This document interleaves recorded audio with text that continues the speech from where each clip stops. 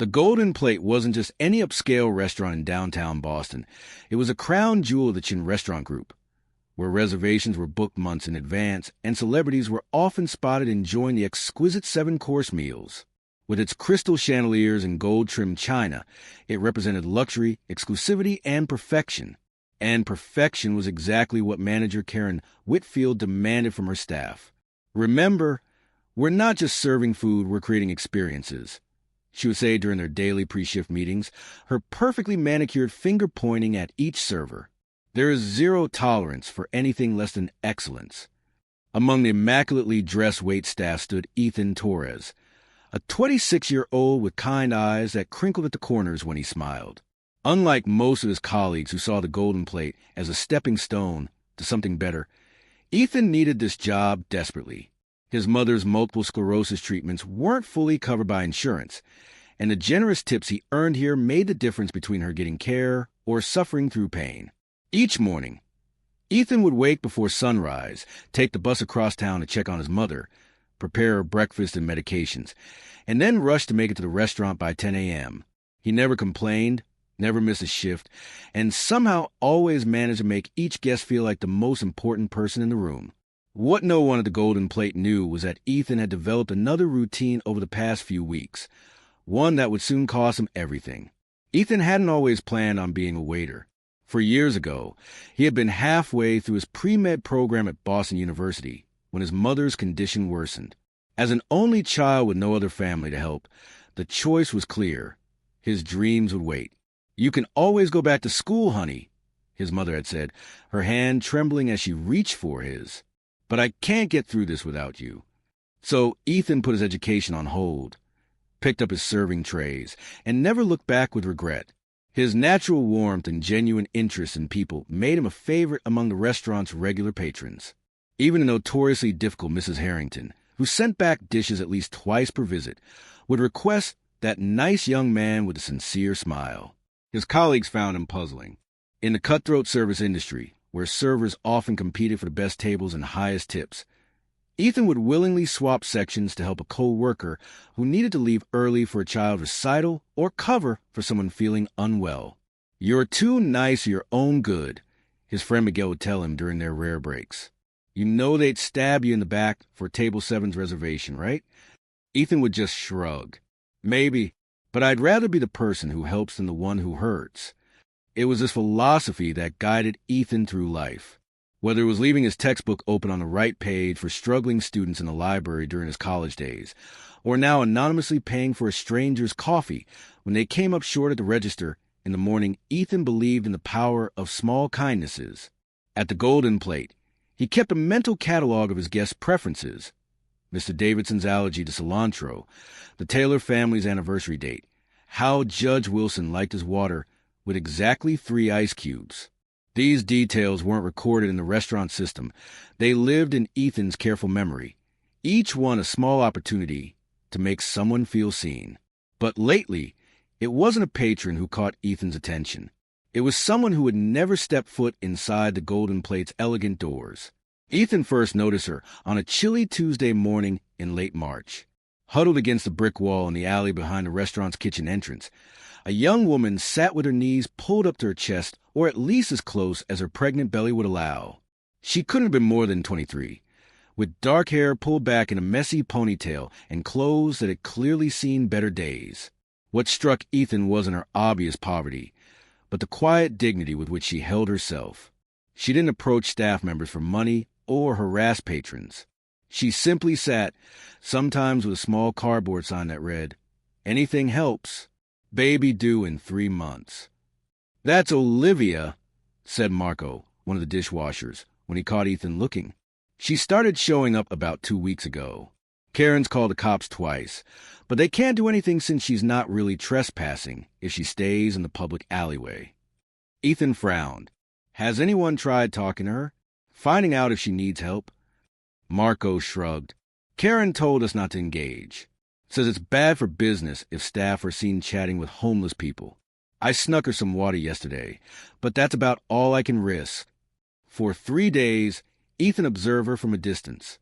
She never begged, rarely made eye contact with passing restaurant staff, and occasionally wrote in a tattered notebook. Something about her stillness suggested she wasn't just experiencing homelessness, she was hiding. On the fourth day, Boston was hit with an unexpected spring storm. Cold rain poured down in sheets, and as Ethan arrived for his shift, he saw Olivia trying to shelter under a small overhang, her clothes already soaked. "Hey," he said, approaching slowly so as not to startle her. "You're going to catch pneumonia out here." She looked up, and Ethan was struck by her eyes, intelligent and deep brown, filled with a wariness that seemed beyond her years. "I'm fine," she responded, her voice surprisingly refined despite her circumstances. "You're shivering," Ethan said gently. "Look, I work in a restaurant. I can at least get you something warm to drink." She hesitated, studying him as though trying to detect a trap. "Why would you help me?" Ethan smiled. "Because you look like you could use it, and because someone once helped my mom when she needed it." Something in his sincerity must have convinced her, because she gave a small nod. "I'm Olivia." "Ethan, nice to meet you. Don't go anywhere, okay? I'll be right back." When he returned 15 minutes later with a cup of hot tea and a paper bag containing a sandwich, Olivia had pressed herself further against the wall as two police officers passed by. "They weren't looking for you," Ethan assured her as he handed over the food. "Probably just routine patrol." "You can never be too careful," she murmured, accepting the tea with grateful hands. After taking a sip, she added, "Thank you. It's been a while since anyone was kind without wanting something in return." "Well, I don't want anything," Ethan said, "except maybe know that you and your baby are okay." For the first time, a genuine smile crossed Olivia's face, transforming her features from merely pretty to beautiful. "We're surviving. That's something, right?" Ethan had to rush back inside before Karen noticed his absence, but as he worked through the lunch service, his mind kept returning to the pregnant woman in the alley and to the question of what had brought someone who spoke and carried herself like she'd once known better days to this desperate situation.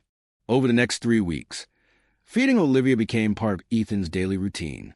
He developed a system to avoid detection, saving untouched bread from tables before it was thrown away, setting aside incorrectly prepared meals that were perfectly fine but had been rejected for trivial reasons, and occasionally paying for simple dishes out of his own pocket.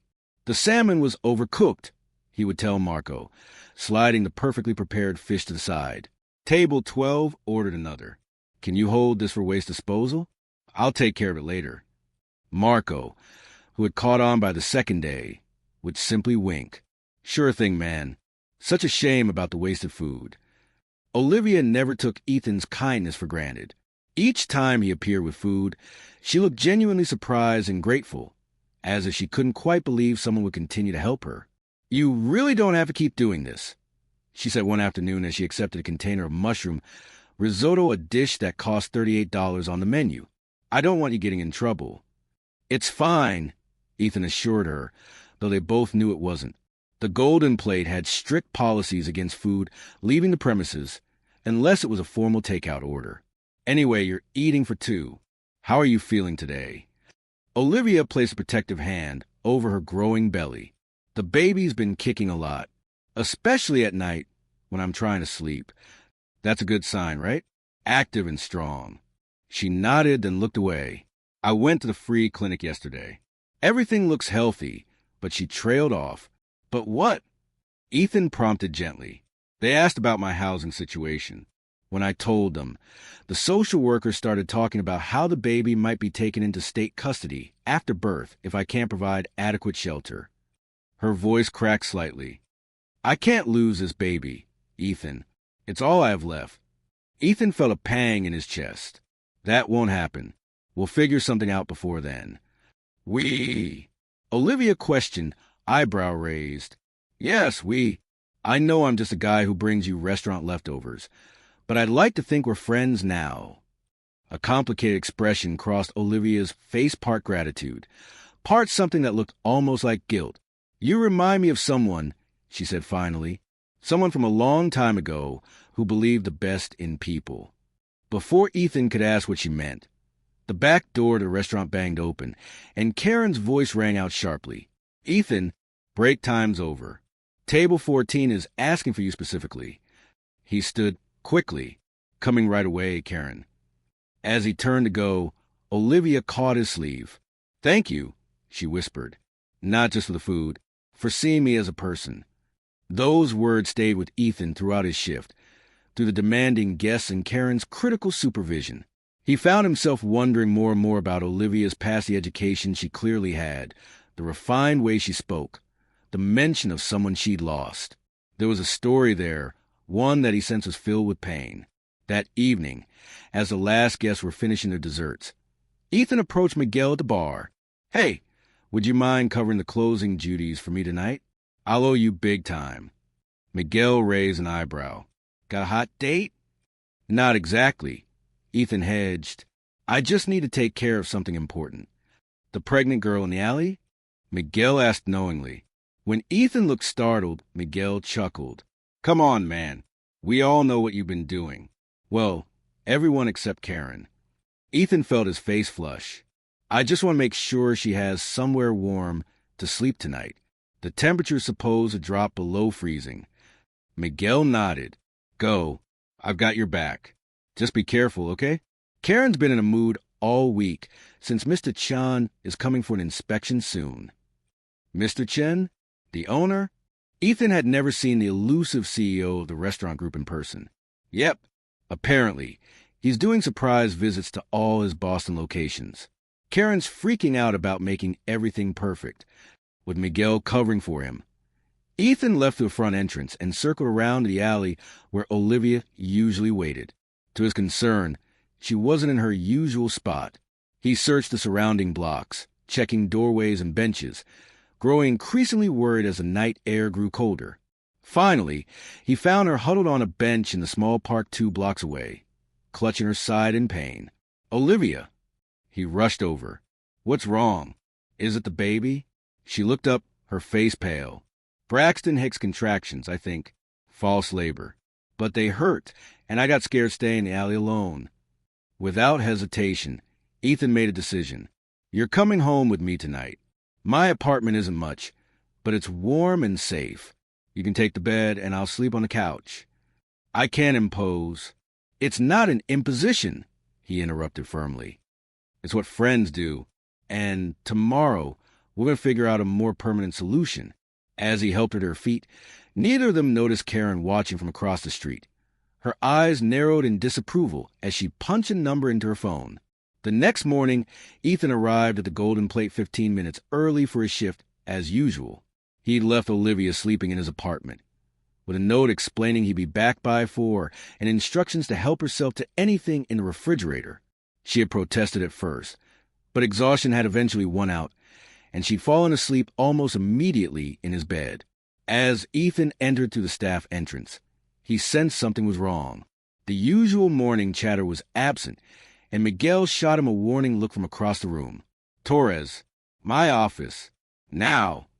Karen stood in the doorway of her small office, arms crossed. With a sinking feeling, Ethan followed her inside. On her desk was a stack of printed security camera footage, clear images showing him taking food from the kitchen, speaking with Olivia, and handing her meals. Care to explain this? Karen's voice was ice cold. Ethan straightened his shoulders. I was helping someone in need. You were stealing from this restaurant, Karen corrected. Taking food that doesn't belong to you and giving it away. It was food that would have been thrown out. Ethan protested. Meals sent back or bread that would go to waste. Karen's lips thinned into a hard line. That's not your decision to make. The Golden Plate has a reputation to maintain. We cannot have our staff feeding vagrants behind our establishment. It creates liability issues and attracts undesirable elements. She's not a vagrant, Karen. She's a pregnant woman with nowhere to go. Your bleeding heart isn't my concern, Karen replied dismissively. What is my concern is that you violated company policy repeatedly and deliberately. I have no choice but to terminate your employment, effective immediately. The words hit Ethan like a physical blow. Please, Karen, I need this job. My mother should have raised a son who understands rules exist for a reason, Karen interrupted, holding out her hand. Your name tag and apron, please." With trembling fingers, Ethan unpinned his name tag and untied his apron. As he placed them in Karen's outstretched hand, he thought of his mother's medical bills, the rent due next week, and the promises he'd made just last night to help Olivia. "Can I at least finish out the week?" he asked quietly. "Give me a chance to find something else?"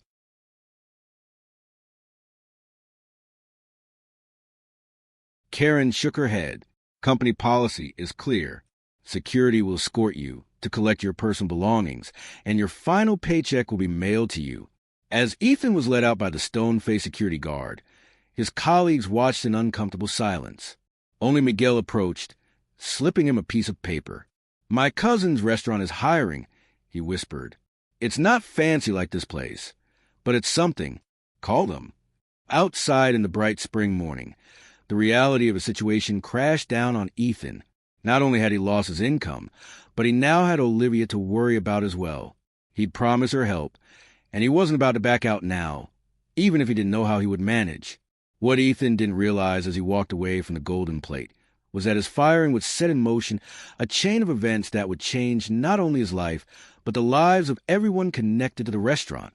20 miles away, in a glass-walled office overlooking Boston Harbor, Victor Chen sat reviewing the quarterly reports for his restaurant empire.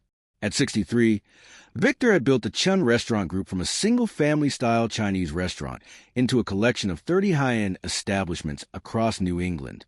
Success, however, had come at a price. The photograph on his desk showed a younger Victor with his arm around a teenage girl. With laughing eyes, his daughter, Amanda. They shared the same determined chin and expressive eyebrows, though her features were softened by those of her mother, Victor's late wife, Lily, who had died of cancer when Amanda was just 14. Victor ran his finger over the image, a ritual he had performed countless times over the past 8 years, ever since the terrible argument that had sent Amanda storming out of his life. He had been too strict, too controlling of her life choices. When she announced she was dropping out of business school to pursue art and moving in with her boyfriend, a struggling musician Victor had deemed unworthy, he had issued an ultimatum. "Choose this path, and you are no longer my daughter," he had said in anger, never imagining she would actually leave. But she had, and despite hiring private investigators and making public appeals, Victor had not seen or heard from Amanda since that day. The loss had hollowed him out, transforming him from a hands-on owner who knew every employee's name to a remote figure who ran his business through layers of management. As Victor closed the folder of reports, his phone rang. It was Peter Zhang, his longtime friend and the company's head of security. "Victor, I think you might have found her," Peter said without preamble. Victor's heart stopped. "Amanda? You found Amanda?" "Maybe.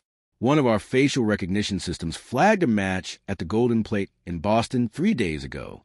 The image quality isn't great, it's from an alley camera, but the AI is 87% confident."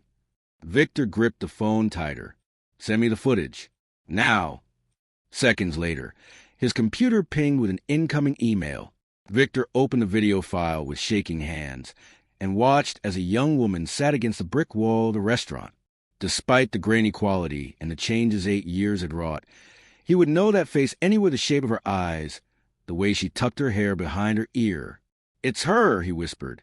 "But why is she?" He stopped as the camera angle shifted, revealing her pregnant state. "My God, Peter, she's going to have a baby." "There's more," Peter said. According to manager's report, one of the waiters was fired yesterday for giving her food. Apparently, he's been helping her for weeks. "What's his name?" "Ethan Torres. Been with the company for 3 years. Excellent performance reviews until this incident." Victor felt a surge of gratitude toward this unknown waiter who had shown kindness to his daughter when he could not. "Where's Amanda now? Do we have a current location?" "No, sir. She hasn't returned to the alley since yesterday. But Torres might know." "Find him," Victor ordered. "And Peter, the Golden Plate is due for my inspection tomorrow. Make sure Karen Whitfield doesn't know I'm coming. I want to see how she runs things when she's not trying to impress me." After hanging up, Victor sat back in his chair, staring at the frozen image of his daughter on the screen. 8 years of searching, of regret, of rehearsing what he would say if he ever found her. And now she was pregnant, homeless, and hiding behind one of his own restaurants. The irony was not lost on him. The next day found Ethan at his kitchen table, surrounded by job applications and unpaid bills. Olivia sat across from him, helping to organize the paperwork, while sipping tea. "I still feel terrible about this," she said, sorting another bill into the urgent pile. "You lost your job because of me." Ethan shook his head. "I lost my job because I made a choice. A choice I'd make again, by the way." Their conversation was interrupted by a knock at the door.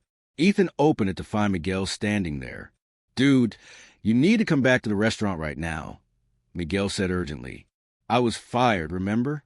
Ethan reminded him. "Pretty sure I'm not welcome." "Trust me, you want to be there. Mr. Chen himself is doing an inspection, and he's asking questions about you and the pregnant woman." At the mention of Mr. Chen, Olivia dropped the cup she was holding. It shattered on the floor, but she seemed not to notice, her face drained of color. "Mr. Chen is at the restaurant?" she asked, her voice barely audible. Miguel nodded, looking at her curiously. "Yeah, and he seems really interested in finding both of you. Do you know him or something?" Olivia's hands trembled as she bent to pick up the broken pieces. "He's my father," she whispered. The silence that followed was deafening. "Your father?" Ethan finally managed. "Your father is Victor Chen, owner of the Chen Restaurant Group?" Olivia, or rather, Amanda Chen nodded slowly. "I haven't seen or spoken to him in 8 years. We had a huge fight when I was 20. I wanted to be an artist, to marry the man I loved. He wanted me to take over the family business, marry someone suitable." She made air quotes around the word. "So you ran away?" Ethan asked gently. "I left, yes. Changed my name, tried to make it on my own.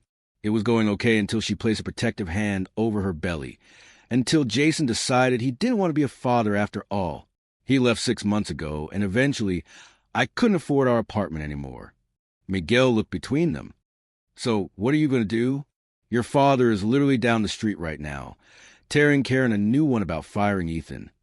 Amanda's eyes widened. "He's angry about Ethan being fired?" "Furious. I've never seen anything like it. That's why I came to get you." Ethan and Amanda exchanged a long look. Finally, she nodded. "I think it's time I face him. But Ethan, you don't have to come if you don't want to." "Are you kidding?" Ethan said, grabbing his jacket. "After all this, I wouldn't miss it for the world." The Golden Plate was in a state of barely contained chaos when they arrived. Staff members huddled in corners, whispering nervously, while Karen stood rigid-faced outside her office, where raised voices could be heard.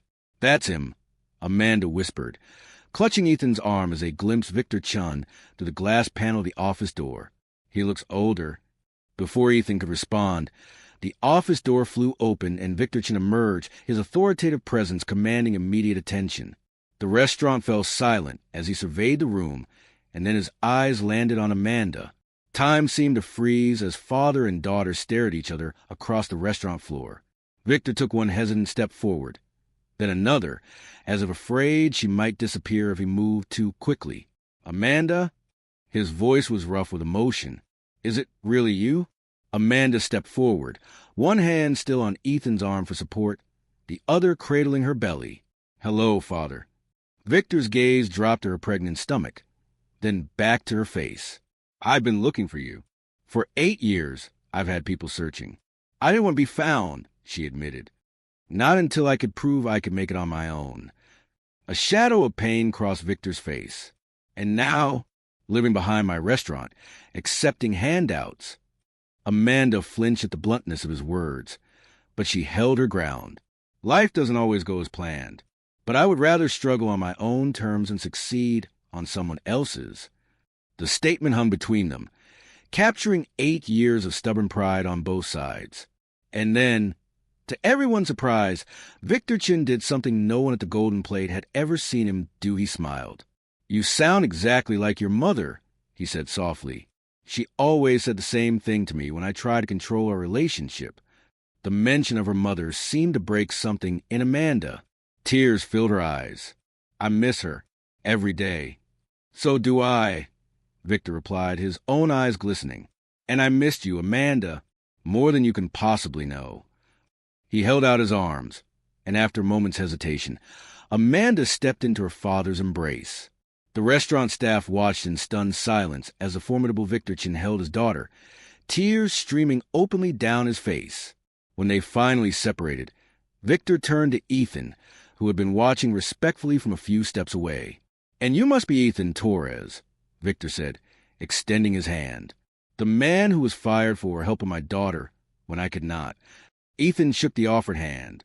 "I didn't know she was your daughter, sir. I just saw someone who needed help." "Which makes your kindness all the more remarkable," Victor replied. His gaze hardened as he turned to Karen, who looked like she wanted to disappear into the floor. "Ms. Whitfield, I believe you have something to say to Mr. Torres." Karen stepped forward, her usual confidence notably absent. "Mr. Torres, in light of new information, I would like to offer you your position back, with a substantial raise and promotion to head waiter." Ethan blinked in surprise.